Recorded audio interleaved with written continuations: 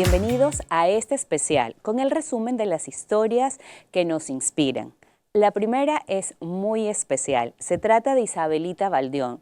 Con 31 años de servicio en la UCSG, Isabelita es la prueba viviente de que en esta institución se construye con cariño, con constancia y con humanidad. Ella ha visto crecer generaciones y en cada una ha dejado una huella invisible pero significativa. Hoy revivimos esos recuerdos que nos regaló sobre lo que significa servir con pasión en la Universidad Católica de Santiago de Guayaquil. Mi universidad para mí es mi segundo hogar y gracias por esto, gracias. Sí, no. ¿Cómo Sí. fue ese primer día aquí en la universidad? Bueno, como yo ya tenía así como experiencia de otro trabajo, yo estaba más bien llena como de expectativas, de saber cómo me iba a ir. Ahora iba a estar en una facultad, en un grupo más grande, porque Claro. yo estaba en la anterior, era solo con una persona, que era el jefe, ¿no? El gerente general. Entonces, cuando llegué, la licenciada Súa me llevó hasta la Facultad de Filosofía. Ay, qué bueno. Sí, ella me llevó y me presentó y yo miraba a todas las personas así con un poco de temor de todas maneras, porque usted sabe que cuando uno llega a un lugar no sabe Claro, cómo... la nueva. Exacta, la nueva. Pero no, gracias a Dios, todos los compañeros fueron poco a poco conociéndome, yo conociéndolos a ellos. Y la persona a la que yo iba a reemplazar, que yo llegué ahí para ser la secretaria de la decana, en ese entonces la Facultad de Filosofía, Letras y Ciencias de la Educación. ¿Con Sí. quién fue? ¿Con Cecilia Vera? No, con la doctora Olguita Aguilar. Ah, ok. Sí, Está con bien, ella, con ella, sí. Allí la secretaria que salía estuvo una semana y bueno, y ahí el resto ya fue cosa Ya mía. es historia, ya son 31 años. Exactamente. Decidí por la Facultad de Filosofía, yo le digo, vamos a ver, es algo diferente, decía yo. Pero sí, la verdad Muy es buena que... elección. Exactamente, sí, porque Sí, por ahí es que te conocí a ti, así Cecilia. es, así es. Isabelita Sí, me conoció chiquita, recién así es, de entrando. estudiante. Estudiante Sí. de esta universidad, es verdad. Ujú. Y en estos 31 años, ¿hay alguna anécdota que usted recuerde especialmente? O sea, sé que anécdotas deben haber miles. ¿Cuál Sí. recuerda usted, no sé, tal vez con cariño, que fue importante para usted? Sí. La verdad que mi llegada a la universidad, a la Facultad de Filosofía, fue como mi mejor momento. Yo estuve allí 7 años, ¿ya? Y en el periodo, porque ahí era por periodos, cuando la psicóloga Marta Velázquez llegó al decanato, para mí eso fue un trabajo en familia. La relación que teníamos todos, incluyendo la decana como la máxima autoridad, se convirtió en una familia en la facultad. Y cuando era de trabajar, pues obviamente desde el día uno que yo estoy en esta universidad, ha sido el trabajo a full. Sí. Ya, pero con ese periodo exclusivamente teníamos mucha, no sé, mucho cariño, o sea, se trabajaba con cariño, la decana nos pedía las cosas con tranquilidad, cuando había algún problema se resolvía con toda la tranquilidad del caso y siempre nosotras las secretarias, sumo a las compañeras, a Mariela A Mariela, Patiño, después Nelly Concha, Mariuxi Ponce, claro. entonces todos nos uníamos y trabajábamos en equipo. Dios, en su infinita misericordia, da a cada una de las personas ese poder hacer tú lo que quieras en tu vida. Y pienso que en mí le ha dado mucha fuerza, le ha dado mucha fortaleza. El siguiente segmento nos lleva a un invitado que nos abrió la mente. El doctor Diego Guerra nos enseñó que el antienvejecimiento no es vanidad, es ciencia, hábitos, salud y propósito. Su paso por la UCSG como estudiante y ahora como docente conecta generaciones. En este especial recordamos cómo logró convertir el bienestar en una misión de vida. Siempre es agradable poder colaborar con este tipo de iniciativas de la universidad y me siento siempre en casa aquí. qué bueno, porque usted fue estudiante nuestro y sabemos también que su papá fue docente nuestro. Sí, no, mi papá fue docente por más de 40 años, no sé exactamente cuántos fueron los 40 y picos, Ajá. pero era algo que estaba metido ahí dentro de mí. Y a pesar de que yo era una persona que renegaba mucho en contra de la educación cuando era adolescente, de una u otra manera uno empieza a captar cosas de sus padres. Y heme aquí. Claro, sí. ¿Y usted venía de pequeño a la universidad? Sí, sí, yo venía de pequeño de la universidad, iba a recoger a mi papá y mi papá siempre fue una persona súper estricta, pero igual muy querida. La manera en la cual yo aprendí es distinta a la manera en la cual yo enseño. Ok. A pesar de eso, yo he ido captando cosas de varios referentes en la medicina que dejaron una pequeña marca en mí y uno va cogiendo un poquito de todos para formar su docencia. Entonces son cosas que me han gustado y las he ido cogiendo y también cosas que no me han gustado, Claro. las he ido alejando. Eso me O forma. se las mejora. Se las mejora o simplemente las dice, sabes que así no quiero ser yo. Y estoy seguro que a muchas personas Sí. les han pasado que se han encontrado con un docente o un profesional en cualquier ámbito y dicen, así no quiero ser yo. Y en cambio tienes otros referentes que dices, chuta, qué buen tipo, o sea, qué buena clase, qué buen todo. Entonces se convierten en referentes tuyos para seguirlos.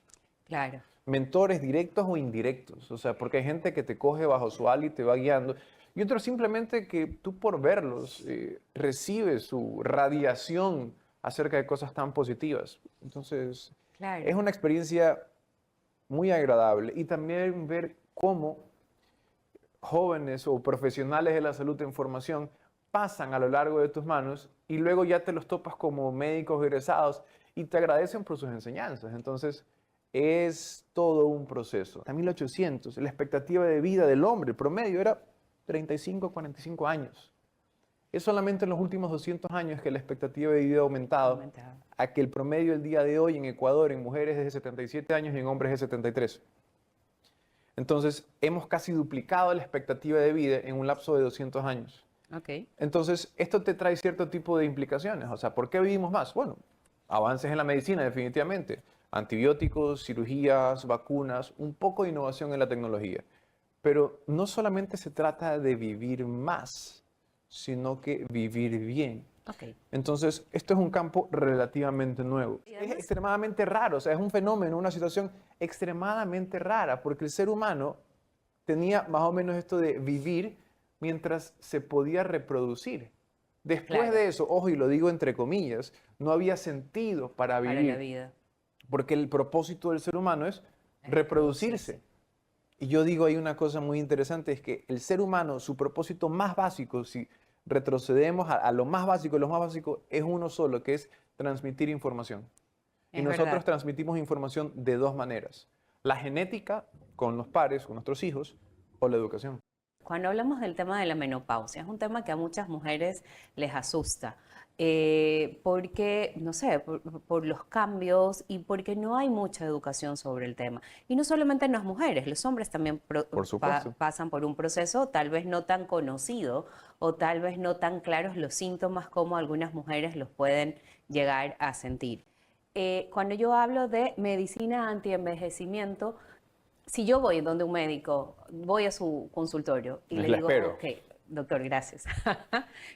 Si yo voy a su consultorio y le digo, ok, doctor, ¿dónde me deriva usted? O sea, yo me voy a tratar a usted porque quiero llegar bien a mi vejez. Mi pregunta es, esto no es solamente me voy a estirar la piel porque quiero verme más joven, es quiero llegar a una vejez bien, con calidad de vida. A ver, a mí me gusta trabajar en equipo, yo tengo eso Ok. clarísimo. Yo no soy yo no soy ginecólogo, yo no hago Papa Nicolaos, pero yo hablo de manera consciente con mis pacientes sexo femenino y les digo, ok, ¿cuándo fue la última citología que te hiciste? ¿Cuándo fue la última mamografía que te hiciste? Y ya hablaste con tu gine, perfecto.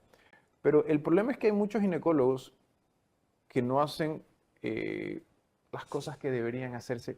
Y no quiero ¿En que qué suene mal, sentido? y no Ajá. quiero que suene mal, pero por ejemplo, con respecto a la terapia de optimización hormonal o de reemplazo hormonal, las mujeres entran en un periodo de declive hormonal cuando entran en la menopausia, por eso se da la menopausia como tal. Ok, y que no tiene una edad específica ahora, Hay ¿o un sí? rango de edades, hay un rango de edades. La gente te habla desde los 35 hasta los 45 años que se llama el climaterio, una época muy grande. Pero es la O época, perimenopausia. o la perimenopausia, pero es una época en la cual todas tus hormonas van a empezar a decaer, todas. Ahora vamos con uno de los episodios más creativos y divertidos que tuvimos. Cristian Cortés, dramaturgo, guionista, periodista, docente. Cristian nos recordó que las historias salvan, confrontan y transforman. Su visión sobre la cultura, el humor y la identidad ecuatoriana es de esas cosas que se quedan resonando en la cabeza. Revivimos este diálogo brillante que solo él puede provocar. Cristian, ¿cómo fue tu infancia? Mira, digamos que, pues, aunque parezca contradictorio, tal vez fue un poco tímido, retraído, Sí. ¿no? O sea, tal vez el haber estado mucha distancia con mis hermanos mayores y un poco, pues, estar como que en este mundo de, digamos, de ser hermano menor, pero fue el menor, el concho, El ¿no? último. Entonces, de soledad, de tratar de jugar solo y ese tipo de cosas, me hicieron bastante tímido, bastante inseguro, pero al mismo tiempo yo entendí, comprendí, aprendí a entretenerme solo. Y entonces, por ejemplo, a mí me regalaron en esa época los muñequitos de Star Wars. Ah, ok. Y entonces ahí digamos que yo digo, por ahí empezaron mis primeras obras teatrales, Ya mis primeros creabas guiones. historias. Porque obviamente yo había visto las películas, pero con los muñecos obviamente jugaba y los hacía a hacer historias y mundos diferentes, etcétera, ¿no? Y que de alguna u otra manera pues incentivó, digamos, a lo que soy hoy, ¿no? A lo que he podido lograr. Aparte, bueno, vengo de una familia de alguna manera pues de educadores y comunicadores, mi hermano es Comunicadores. profesora, tíos, primos. Parece mentira, pero casi todos, más que nada los Cortés, los Galesio, Ya. han sido pues muy metidos en el mundo de la comunicación. Sí. Carlitos Galesio de Carlos Cortés, Galesio, que tu hermano. mi primo, mi hermano, mi hermana, o sea, ¿También mi tu primo hermana? que está en Nueva York. Mi hermana es educadora, es profesora, ok. pues ya jubilada, ¿no? Perfecto. En todo caso, por ahí como que ya está a veces, digamos que ese ya futuro trazado, ¿no? Porque es como que raro que toda Aunque esa, no te toda esa das gente... cuenta cuando eres chico. Sí, sí, pero es como que raro, como que todos se dedican un poco a lo mismo, en la misma Todos área, ¿no? escriben bien. Digamos que sí, pero sin faltas ortográficas por lo menos. No, bastante bien, bastante bien. Y supongo que en este momento, como decías, si había mucha diferencia con tus hermanos, este tema de jugar solo, te da oportunidad y espacio para la creatividad también. ¿Siempre fuiste muy creativo desde niño? Yo creo que sí, eso fue una cualidad que a lo mejor no estamos pensando, pues somos creativos o no, simplemente es como podía, digamos que ocupar esos espacios de, digamos que de no tener pues más contemporáneos más que en la escuela, no como eran otras épocas, ¿no? Claro. Entonces, de alguna u otra forma eso fue llenando pues ese universo, esa como visión pues de lo que sería ahora pues la creatividad para mí, ¿no? Pero que de alguna forma pues agradezco eso, pero también algo que me marcó mucho en la infancia fueron unos cómics, unas revistas de Memín. Ah, ¿Te acuerdas de Memín, del negrito? Sí, sí, sí. Yo las tenía que me las compraban, pero salían todas las semanas en esa época, en los 80s. Y yo las coleccionaba y las leía, las volvía a leer. Y entonces yo pienso que por ahí fue una gran escuela, ¿no? Tú has escrito obras premiadas, como Suflé de Rosas y Cucarachas. ¿Qué significan esas obras para ti? Bueno, fueron, a ver, de alguna manera me abrieron las puertas para otros espacios, me hicieron conocer entre el público teatral, entre la gente que de alguna manera son los mismos directores de televisión. Entonces por ahí, gracias a mis obras de teatro, Lucho Macay me llamó a hacer guiones de televisión en el 94, en CTV, ¿no? Entonces, de alguna u otra forma me dieron esa apertura, pero... y prestigio, ¿no? Porque las obras de alguna forma dan prestigio. Hay obras mías, pues que, bueno, estas obras se han hecho en Estados Unidos, en algunos países, en Argentina, etcétera. Pero de allí otros réditos no dan tampoco, o sea, ni siquiera los libros. ¿Cómo describirías tu estilo, Cristian Cortés? Bueno, a mí me estudió una chica de la Universidad de Minnesota, hizo unas tesis sobre mí, no sé qué, sobre el absurdo ecuatoriano, latinoamericano, contemporáneo, no sé qué. Bueno, yo diría que sí, ¿no? Siempre tiene que haber algo de ironía, de sarcasmo, comedia. Mucho a la gente le gusta mucho reírse, obviamente. Mucho más en estos tiempos, ¿no? Donde uno para ver, pues ver tragedias basta ver el noticiero, ¿no? Cerramos este especial con una mujer arquitecta y madre que piensa la ciudad como si fuera un organismo vivo. Yelitza Naranjo, investigadora que nos llevó a mirar Guayaquil desde otra perspectiva. Gracias a ella entendimos que las ciudades con las que soñamos empiezan por cómo las habitamos. Aquí va uno de los momentos más inspiradores de su programa. Yelitza, ¿y tú ya sabías que querías estudiar arquitectura desde muy chica o no? No, yo quería estudiar psicología en realidad. Ah, ok. Me gustaba mucho como entender un poco, era como muy curiosa con el tema de los sentimientos y las emociones de las personas. Claro. Pero cuando vine a estudiar el colegio, teníamos, en ese tiempo había la casa abierta. Ya. Y veníamos a hacer como las visitas y no tenía muy claro si iba a estudiar aquí en la Universidad Católica o iba a estudiar en alguna otra universidad. Pero cuando vine, vinimos con todo el equipo, con todos los estudiantes del Claro. colegio. La verdad es que la primera facultad de la que ingresé fue la de Arquitectura y Diseño. ¿Y te encantó? Y me encantó. Hay una particularidad, yo no era amante al dibujo ni al diseño, pero una de las personas que me hacía expreso en ese entonces me decía, no te preocupes, ahí te enseñamos todo. Y de verdad, la verdad es que aprendí desde cero absolutamente todo en la carrera. Y contenta ahora. Y feliz, contenta, Claro. me encanta. Qué bueno. Me contaron por ahí que tu tesis fue sobre Urdesa Central. Sí, mi tesis de investigación fue una tesis de investigación. investigación. En ese entonces tuve la oportunidad de trabajar en proyectos de investigación, Ok. casi que en los 2 últimos años previo a hacer mi tesis. Y en una conversación en la que estábamos, justo en el proyecto, sale de por qué no trabajan ustedes en el tema de Urdesa. Y la verdad es que no era algo que teníamos planeado, Ok. pero la verdad es que resultó bastante interesante y muy buena la tesis. La verdad es que eso era súper interesante cómo nació Urdesa en realidad, ¿Ya? que después fue cambiando, pero encontramos muchísima información que hasta el momento yo creo que es de utilidad y que la pudimos como rescatar. Ay, qué bueno, súper interesante. Y creo que ganaste un reconocimiento por este trabajo. Ganamos reconocimientos, sí, cuando estábamos en la tesis, así es. Ay, qué cuando bueno. hacíamos la tesis, Qué bueno, correcto. eso es súper importante. Y después decidiste estudiar fuera. Después me gradué, trabajé 1 año aquí en Ok. Guayaquil como para ir un poco en ambiente y de ahí me fui a estudiar a Barcelona, hice mi maestría en planificación urbana y sostenibilidad primero y luego hice mi maestría en gestión. Precisamente esa maestría me dio paso al doctorado. ¿Y qué les recomendarías tú si un estudiante tuyo te preguntaría sobre ir a estudiar fuera del país? Ay, que no lo pienses, o sea, al final yo creo que lo más importante es poder conocer de cerca y aprender experiencias internacionales, que nosotros aquí o sea, sí que en las clases podemos brindar como teoría, pero la Claro. verdad es que la práctica y estar ya afuera te permite conocer otras culturas. La profesión es mucho más rica cuando puedes experimentarla en otro lugar con otras experiencias, con las experiencias del resto de las personas. Ok, claro. Y dentro de tu experiencia y lo que viviste y aprendiste en Barcelona, ¿cuál crees que es el aprendizaje más importante en esa ciudad que te dejó tu estadía en Barcelona? Independencia, definitivamente, el valorar un poco el no tener a tu familia cerca. ¿No? Y que al final tenías que saber que cualquier tipo de necesidad tenías que hacerla Resolverlo sola. sola. Sí, claro. Hay uno de los proyectos en que el arquitecto Félix Chunga y tú están al frente de este proyecto que se llama la Academia de la Construcción. Cuéntanos un poco sobre esto.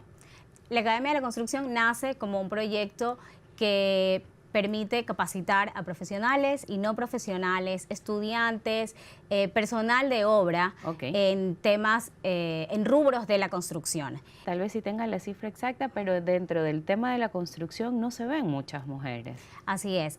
A pesar de que actualmente en las universidades, en las aulas de clases, el número de mujeres ha incrementado en los últimos años y es mayor En al de los arquitectura. hombres en arquitectura. Y yo creería que en ingeniería, también.